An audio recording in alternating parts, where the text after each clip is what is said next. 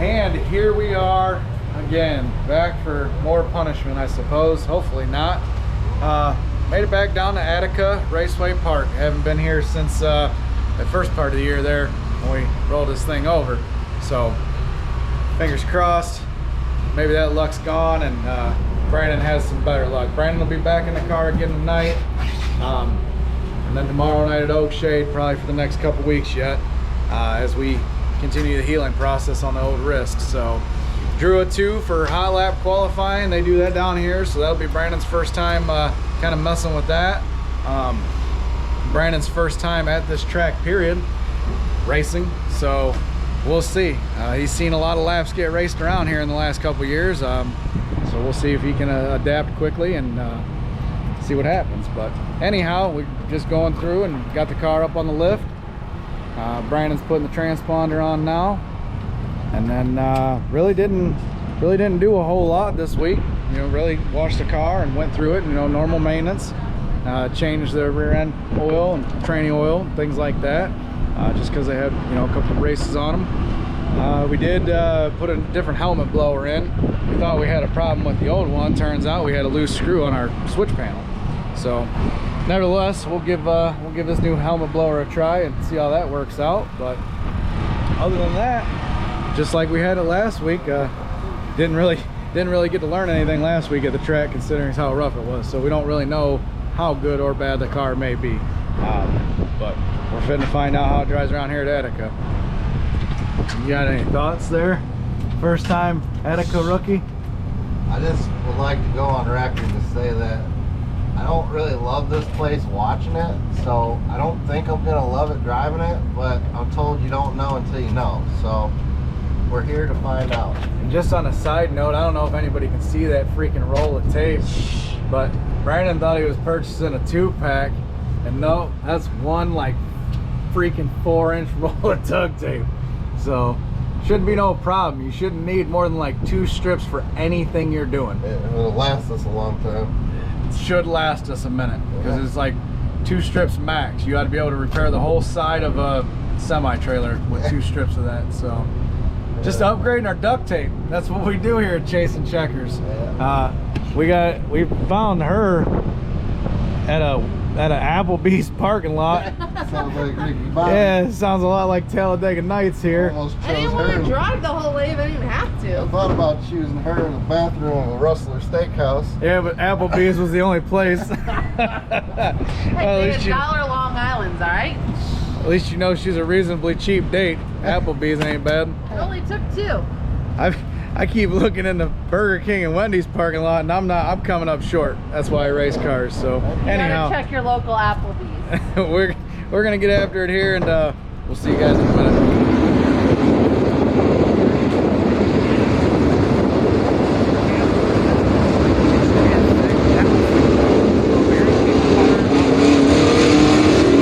First time on the track for Brandon here at Attica. Starting to qualify.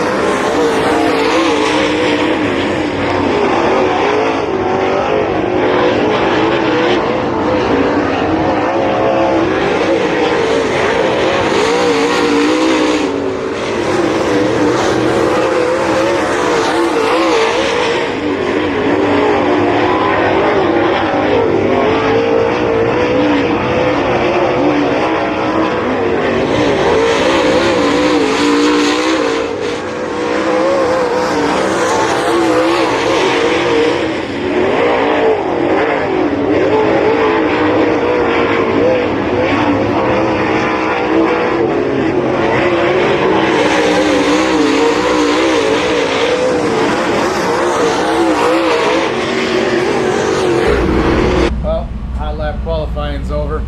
That's the first time Brandon's ever done that and raced at this track. So that was interesting to say the least. I'll let him speak for what he thought. That was different.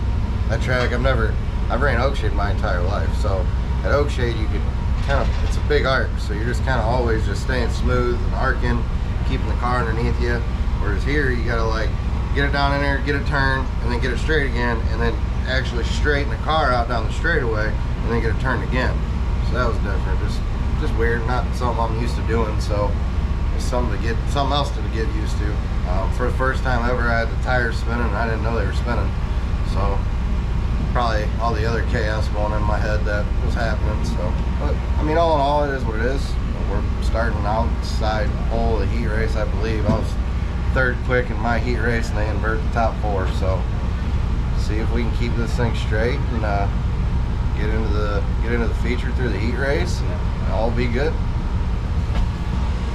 It's the unique part about racing other tracks and racing with other competition and stuff like that. You know, you don't know. I mean, it's I don't know, related to high school. You go to high school and you play the same football team over and over again, then you make it to a state championship or something. You go to a different school, a different field, different people.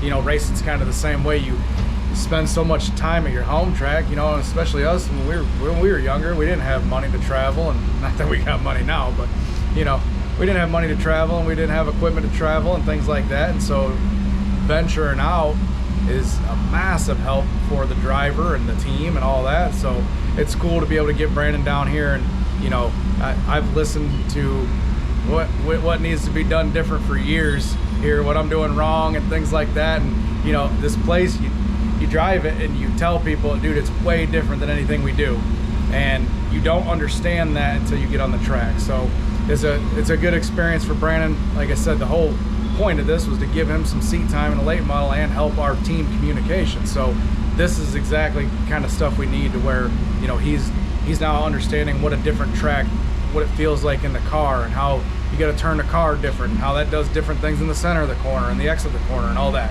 You know, it's all hypothetical in your head. It's not like he doesn't know what I'm talking about, or he doesn't know what the car is doing, but feeling it and doing it versus seeing it from the grandstand are two completely different things. So definitely going to be an interesting night for him.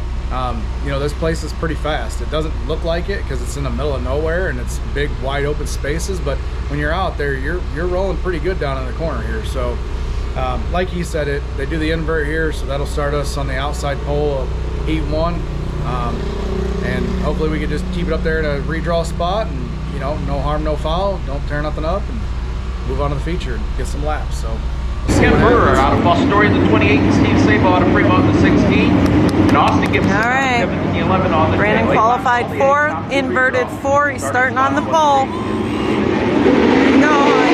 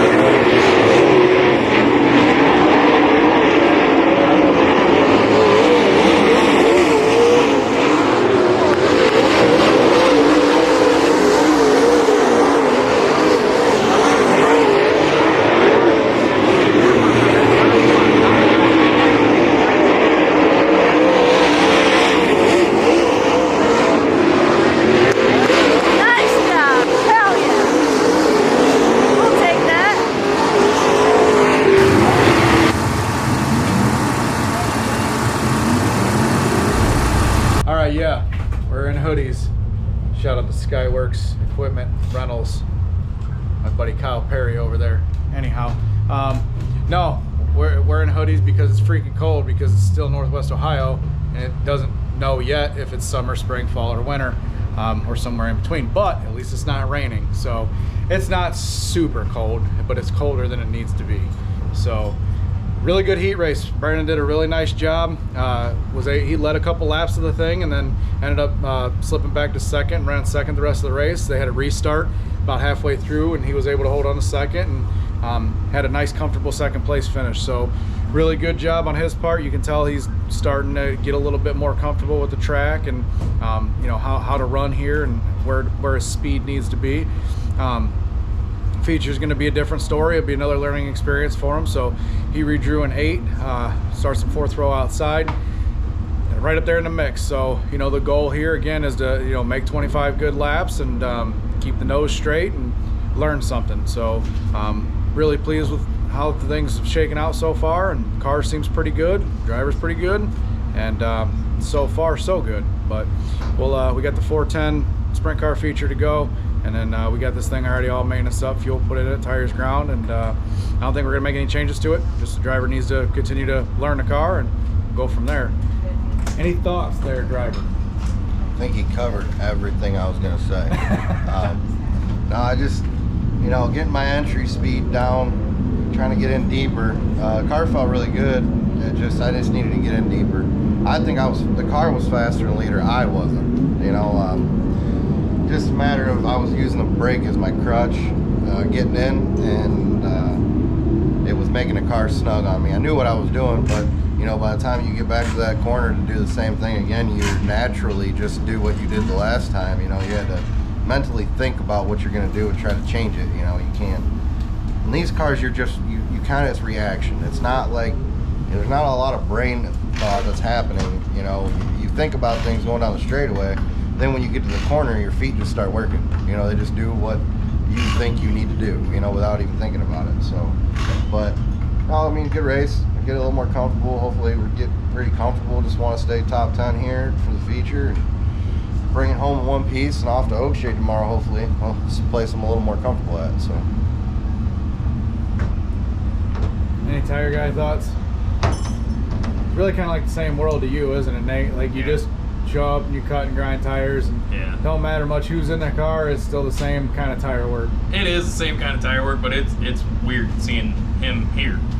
It's something that we've never seen before, and he seems to be doing really well at it. And like he said, top 10 and keeping it in one piece, and off to Oakshade tomorrow. Dad won a lot of features. Brandon won a lot of features in his respect. I've won a handful of features. Seems like whichever one of us getting this shit, we'll be all right. So I don't know. We haven't put Mama in one, and I don't think. Luckily, she don't want to get in one. And Chelsea, well, she's got to get some other things down pat before she's able to drive a race car. Before what? All right, we're gonna get off here before we get yelled at. All right, here we go. 25 laps. 25 laps of distance. Here we go.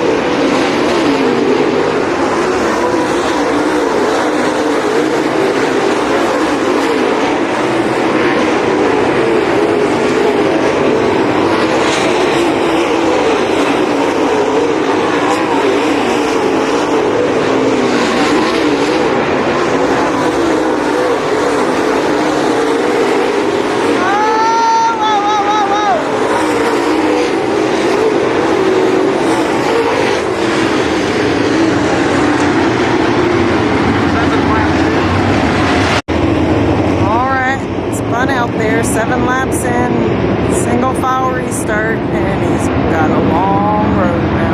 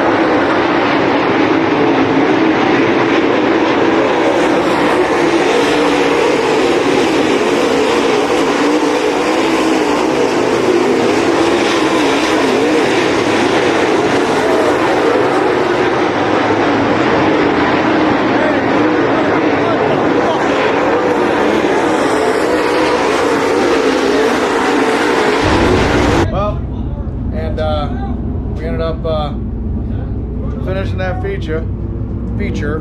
Geez, I gotta figure out how to talk. I'm listening to people talk outside, and it's like, I guess my brain can't process that good. Anyhow, started out really well. I was running up in the top 7. I think he was 7th. And then guy got around him, and he just got in a little bit hot and turned the car around. No harm, no foul. Went to the tail and had to deal with the tail cars. There's a few of them around here that are just, yeah, you know what I'm talking about. If you've done any racing for any amount of years, you know what guys I'm talking about. And so he kind of worked his way through some of them. I think he cleared about 4 or 5 of them, was just kind of maintaining. The leaders got to him, and right then there was a caution, so that was kind of good. It, you know, got the leaders, I mean, because it was pretty racy up front. So got everything restacked, and we had 5 to go, and went green, and just, I don't know if somebody broke in front of him or what, but kind of got into that guy down the front stretch, and that screwed his whole entrance into 1 up, and ended up turning the car around again. So a little bit of damage, bent the front T-bar and knocked the wheel cover out of the thing, but nothing too, I mean, compared to my first night here, it's not too bad at all. It stayed on all 4 wheels, and everything's good. So we'll get her fixed up tomorrow and go back to Oakshade, but overall, not a terrible night. Definitely an Attica night. I'm gonna let Brandon speak to Attica. Well, it's official. I'm not a fan of this racetrack. I didn't care for it. Not that I hate it. I didn't care for it when BJ ran here. It's a sprint car track. It's not a dirt late model track by any means. You know, it's straightaways, and you got to turn it, you know, and then go straight again. And I don't know. It's not. I don't hate it. I don't love it. I don't particularly. If I had the choice to go to a track I liked or come to Attica, I'd go to a track I like. You know, it's just it's different. The car wasn't bad. I was just waiting on it too long in the center, and then I just made a mistake and got us back there. I was just trying to learn something back there. I kept trying to push it up higher, higher, and higher, get a little more comfortable up there on the edge, and trying to learn something. And I actually thought to myself in that last caution, I should just pull it off. We're just burning tires and the motor and shit. I was like, no, you need the laps. And then I should have just listened to my gut and pulled it off, because somebody decided they were going to stop on the front stretch. They've been 10 grand every straightaway, nothing but spinning wheels the entire feature, and then they decided it was literally wide open or wide off of it. There was no in between. There's no trying to save it, no nothing. It was just wide open to idle, and tried to miss them, and then I just got into 1 too hot, missing them, and missed my mark. It was so free in center, I just couldn't hang on to it, turned me right around. So, oh well, live and learn, I suppose. Get it loaded up and get it home. You know, like I said, this is a different racetrack, and it takes some time to get used to, and you're gonna struggle here before you're decent here, and then you're gonna be decent here before you're fast here. So that's what we did tonight. We struggled a little bit, but I mean, overall, second to E-race. He run up in the top 10 in the feature for a good bit of laps, and you know, looked smooth. I mean, massive improvement from, you know, qualifying to, you know, end of the night. We'll take our licks, and we'll get this thing fixed up and go try it again tomorrow. So see you then.